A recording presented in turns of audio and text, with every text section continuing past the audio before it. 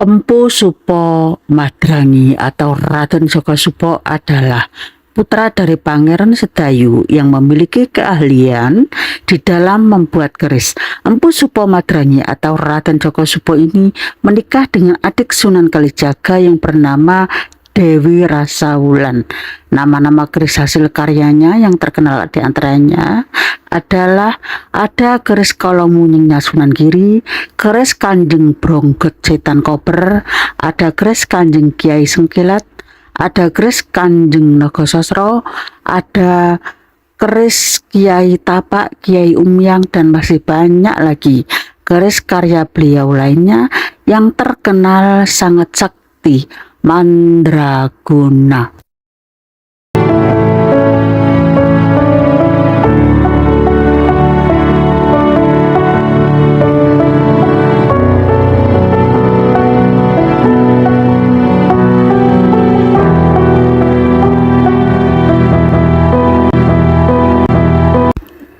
Marahnya orang yang sabar dan pendiam sangatlah membahayakan. Sepandai-pandainya menyimpan bangkai, pasti akhirnya akan tercium juga baunya. Sepandai apapun seseorang menyimpan kebohongan, suatu saat pasti akan terungkap. Assalamualaikum warahmatullahi wabarakatuh. Selamat pagi, salam sejahtera bagi kita semua. Salam, Om Swastiastu, Namo Buddhaya, Wedidong Tian, salam kebajikan. Bapak Ibu, saat ini saya sedang berada di makam Empu Supo Madrangi Giri Kedaton yang terletak di Jalan Sunan Giri 13, Desa Sidomukti, Kecamatan Kebumas, Kabupaten Gresik, untuk berziarah ke makam Empu Supo Madrangi serta belajar sejarah tentang perjalanan beliau sebagai pembuat keris. Empu Supo makamnya memang misteri. Ada banyak sekali, di Gresik saja ada 2 makam, yaitu ini berada di Giri Kedaton, bagian pertengahan tangga naik ke situs Giri Kedaton, dan juga makam beliau ada di Bukit Surawiti. Beliau ini yang membuatkan keris para waliullah seperti Sunan Giri, Sunan Kalijaga, dan seterusnya. Keris karya beliau yang terkenal adalah keris Kalamuningnya Sunan Giri, keris Kanjeng Bronggot Setan Kober, dan juga ada keris Kanjeng Kiai Sengkilat, ada keris Kanjeng Nogososro Sabu Inten. Meski hawanya di sini sangat enak sekali, seger, bikin saya ngantuk, tetapi aura mistisnya sangat terasa sekali. Di sini saya merasa bulu kuduk saya berdiri. Entah kenapa saya agak merinding juga. Mungkin ini terbawa perasaan melihat di pusar beliau ini ada bekas pembakaran dupa. Di sekitar makam beliau juga ada batu bertuliskan prasasti. Di sini saya tidak bisa membacanya. Makam Empu Supo Madrangi berada tepat di timur tangga menuju ke situs Giri Kedaton. Makam beliau dipagari besi, dan makam beliau batu nisannya sangat unik. Batu kuno dengan motif pahatan bergaya klasik. Lantainya berkeramik dan tempatnya yang dikelilingi tanaman bambu serta tanaman-tanaman lainnya membuat siapapun yang datang berziarah atau hanya sekedar belajar sejarah akan merasa senang sekali karena suasananya yang bersih, siriwing-siriwing, anginnya sepoi-sepoi, akan terasa sangat seger, dan siapapun yang datang ke sini akan merasa kerasan. Bapak Ibu, Empu Supo Madrangi ini adalah suami dari Dewi Rasawulan, adik dari Sunan Kalijaga. Beliau adalah empu atau ahli keris kerajaan Majapahit yang hidup di sekitar abad ke-15. Karya-karyanya yang termasyhur seperti keris Kiai Nagasasra, Kiai Sengkelat, Kiai Carubuk, dan seterusnya sudah saya sebutkan di atas. Dan beliau ini sebelum menikah dengan Dewi Rasawulan sebenarnya beragama Hindu, kemudian memeluk agama Islam setelah berdialog dengan Sunan Kalijaga.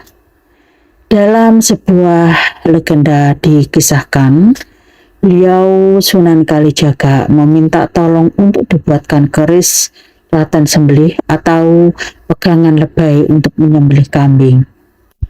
Beliau diberikan contoh oleh Sunan Kalijaga, calon besi yang ukurannya sebesar biji asam Jawa.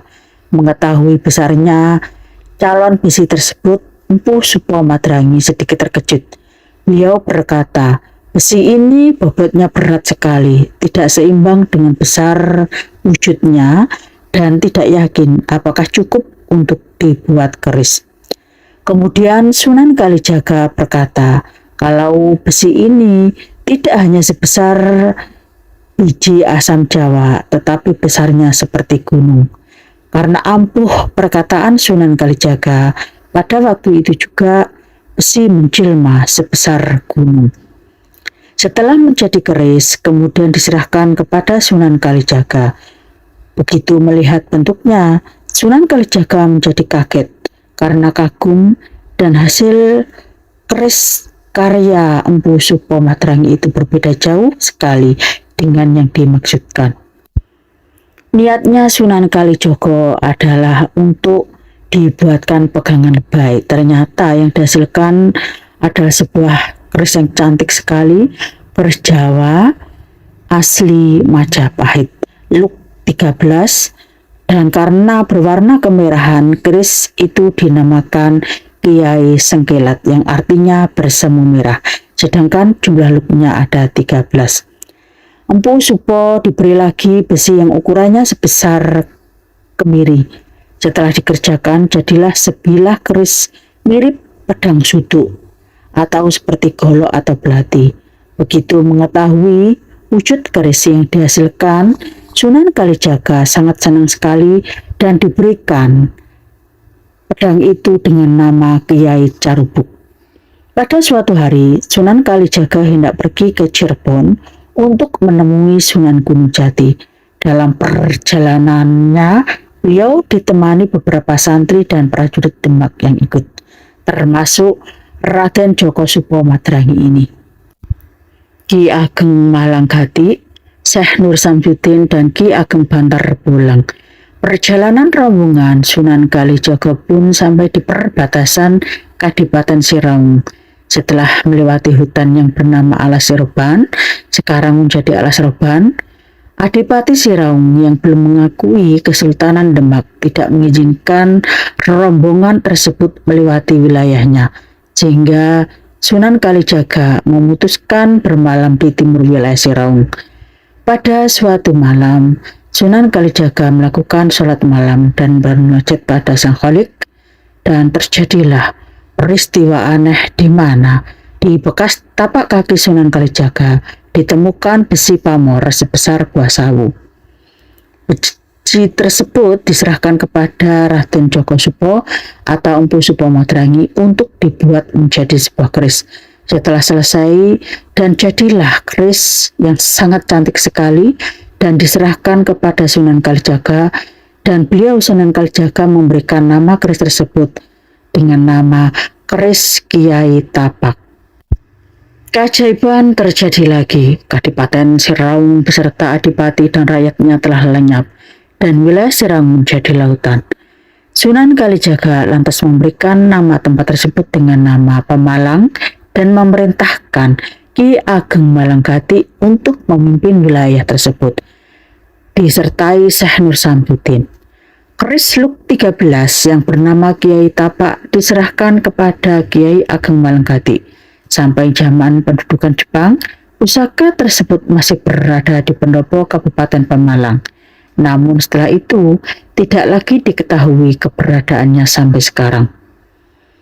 Sunan Kalijaga pun melanjutkan perjalanan beliau ke Cirebon tanpa ada halangan berarti sehingga kembali lagi ke Demak Bintoro dan suatu ketika terjadilah perpecahan politik antara Ratu Kalinyamat dengan Aryo Panangsang, Adipati Jipang Panolan.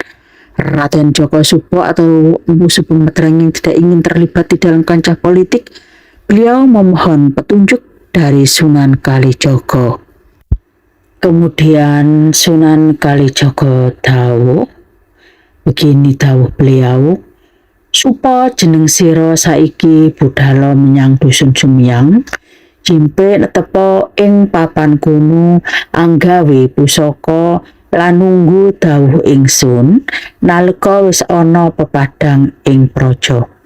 Artinya di tempat yang baru tersebut Empu Supo diperintahkan untuk membuat keris yang diberi tulisan nama dusun Sumyang Jimpe dalam aksara Jawa. Di dusun tersebut Empu Supo membuat keris yang diberinya ornamen pada bagian gendik kanan kiri yang dalam pakem keris dikenal sebagai dapur butut, baik tanpa luk maupun yang berluk. Zaman sekarang banyak orang yang membicarakan tentang keris Umyang yang sesungguhnya berasal dari kata Sumyang, namun hanya sedikit orang yang tahu sejarahnya. Pada saat perseteruan politik di Demak berakhir dan tahta jatuh kepada Joko Tingkir, menantu Sultan Trenggono, putra dari Raden Patah, Raden Djoko Supo atau Empu Subo Madrangi diperintahkan oleh Sunan Kalijogo untuk mengabdi ke Pajang dengan membawa bukti keris buatannya.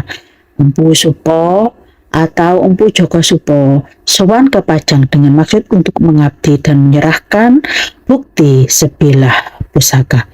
Pada saat itu Sultan Hadiwijoyo sedang memeriksa seorang tersangka dan terpidana. Dengan wasilah pusaka keris Sumyang Jimpe yang dibawa Empu Djoko Supo, tersangka tersebut memyang atau bicara tanpa kendali, dan kasus tersebut selesai karena pengakuan dari tersangka sendiri. Wisawanan Empu Djoko Supo diterima oleh Sultan Hadiwijoyo.